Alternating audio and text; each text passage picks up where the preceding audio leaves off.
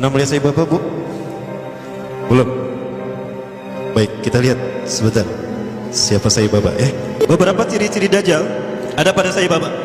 Ada seorang janda punya anak 4. Dia datang pada saya Bapak dan berkata, "Wahai saya, Anda adalah Tuhan kami, Anda Tuhan saya. Saya seorang janda sudah 4 tahun ditinggalkan oleh suami saya. Saya punya anak 4, kami miskin saya. Kami ingin merubah hidupnya. Anda adalah Maha Kaya Tuhan kami, tolong kami beri karunia." Saya Bapak hanya menggerakkan tangannya, maka emas keluar dari tangannya. Diberikan pada wanita janda tadi. Saya Bapak berkata begini, "Kamu ragu saya Tuhan kamu? Coba apa yang bisa dilakukan Tuhanmu, saya akan melakukannya." Maka apapun yang diminta oleh Syekh tadi, saya Bapak melakukannya. Maka apa yang terjadi? Syekh tadi menjadi pengikut saya Bapak yang setia. Maka jika ada manusia-manusia yang luar biasa di antara kita, itu adalah mereka yang dibentuk oleh Dajjal. Contohnya siapa? David Copperfield, David Mindfreak, siapa lagi? Para The Master ya. Jangan salah perusahaan. Ada juga Rael juga sama. Dia seseorang yang tadinya tidak tahu apa-apa, sesuatu yang orang menganggap biasa, tiba-tiba dia menjadi seseorang yang luar biasa, supernatural, luar biasa. Itu juga sama. Termasuk juga saya Bapak. Pernah melihat saya Bapak, Bu? Belum? Baik, kita lihat sebentar siapa saya Bapak. Beberapa ciri-ciri Dajjal ada pada saya Bapak. Yang pertama, Rasulullah SAW menyebutkan, apabila engkau melihat Dajjal, maka engkau akan melihat di kepalanya sesuatu mirip mahkota. Saya berpikir, mahkotanya seperti apa? Jangan-jangan ini nih, Brekele, itulah mahkotanya. Oh betul, jangan salah. Rambutnya itu mahkota Dajjal. Kemudian dari tatapan, aura tatapan matanya adalah sihir. Maka siapapun yang terkena tatapan, pas tatapannya bertemu, itu maka dia ada dalam kendali Dajjal. Hatinya ada dalam genggaman Dajjal. Lihat mata saya Bapak. Dan saya Bapak selalu menggunakan pakaian yang digunakan oleh Nabi Isa, kata Rasulullah nanti. 3 warna, serupan warna merah oranye, kuning dan putih. Saya Bapak selalu menggunakan itu. Para pengikut saya Bapak banyak tersebar seluruh dunia. Terbesar kalau di Indonesia ada di Magelang, Jakarta, Surabaya. Para pengikut saya Bapak disebutnya Defuti. Pemimpin Defuti Indonesia, pengikut saya Bapak adalah pemimpinnya Anand Krishna. Pernah mendengar Anand Krishna ya? Masih hidup Anand Krishna? Anand Krishna ini adalah pemimpin pengikut saya Bapak. 20 ciri-ciri Dajjal ada pada saya Bapak. Nah kemudian ada pesawat di Venezuela ketika take off, baru 2000 atau 3000 kakian itu terjadi turbulensi. Ya, pilotnya sudah pasrah saja. Kopilotnya keluar dan berkata, "Siapa di antara kalian yang menjadi pengikut saya Bapak?" Ternyata pramugarinya, "Saya." "Cepat berdoa untuk saya Bapak, minta kepadanya agar dia menolong kita."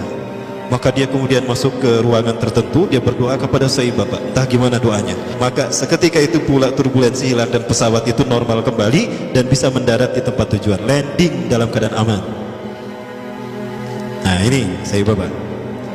Berikutnya juga ya, masih terkait saya Bapak. Ada seorang janda punya anak 4.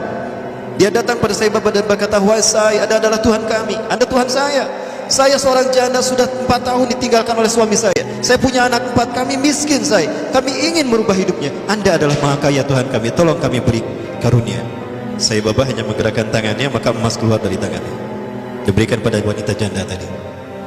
Ada seorang syekh dari Arab ingin menghujah saya Bapak. Ingat Rasulullah pernah berkata, ketika kalian melihat Dajjal, lari menjauhinya. Jangan kalian mendatanginya, karena sekuat apapun hujah kalian, jika kalian tidak yakin dengan keimanan kalian, kalian akan menjadi pengikutnya. Akan ada seseorang ketika Dajjal muncul, dia datang menghampiri Dajjal. Yahujja bihujatihi, dia menghujah dengan kemampuan pikirnya. Fasara tabi'an lahu haqqa tabi'in. Ternyata dia menjadi pengikut Dajjal yang setia. Ini terjadi pada saya Bapak. Seorang syekh dari Arab Saudi, maaf dari Timur Tengah, saya tidak sebut Arab Saudi ya, keceletot, datang menghampiri saya Bapak. Saya Bapak berkata begini, "Kamu ragu saya Tuhan kamu? Coba apa yang bisa dilakukan Tuhanmu, saya akan melakukannya." Maka apapun yang diminta oleh syekh tadi, saya Bapak melakukannya. Maka apa yang terjadi? Syekh tadi menjadi pengikut saya Bapak yang setia. Baik, kita masih bicara saya Bapak. Penuh sihir kan tatapannya ya? Begitulah Dajjal. Dajjal lebih dahsyat daripada ini. Suatu saat saya Bapak pernah diundang ke Amerika. Sekelompok petinggi militer angkatan darat Amerika kehilangan sebuah dokumen dan yang tahu hanyalah seorang jenderal yang bernama Kanner. Jenderal Kanner ini sudah meninggal.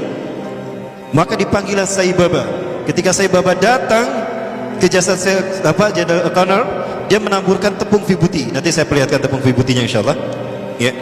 Menaburkan tepung vibuti yang langsung keluar dari tangannya entah dari mana. Maka dengan cara diusap, sebagaimana Nabi Isa AS membangunkan jasad yang sudah mati. Maka apa yang terjadi? Jenderal Kanner bangun. Maka ditanya, di mana arsip itu? Oh, arsipnya di sana. Dia pergi, diantar pakai mobil, dibukakan arsipnya. Ketemu arsipnya. Itu jin yang masuk ke dalam tubuh Jenderal Kanner. Kalau Nabi Musa AS menghidupkan yang sudah meninggal dalam kisah sapi betina Al-Baqarah, itu nyata betul-betul hidup. Di mana dipukul dengan sebagian dagingnya kan? Fatribuhu bi ba'diha. Pukul dengan sebagian dagingnya. Itu betul-betul hidup. Nah, dia pernah melakukan apa yang semacam hal itu ya. Jenderal Kanner pun bagus. Kemudian ada hal yang menarik lagi terkait dengan Sai Baba.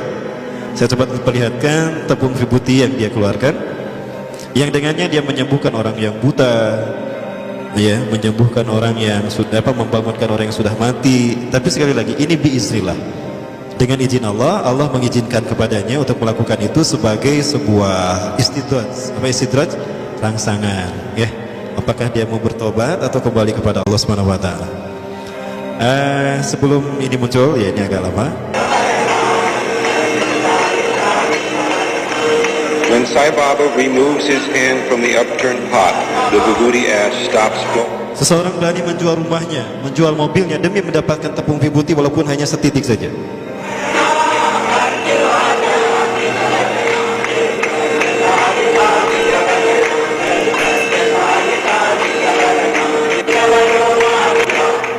Dapat dilihat tepung itu nggak habis-habisnya.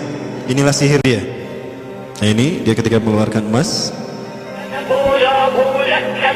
Itu tepung vibuti yang dia keluarkan. Ini ketika masih muda. Rasulullah SAW menyebutkan Samiri atau Dajjal itu dia mandul, tidak suka kepada lawan jenis, dan dia tidak menikah. Termasuk Sai Baba juga sama. Dia ngejomblo seumur hidup. Ya, jadi sudah mati. Baik.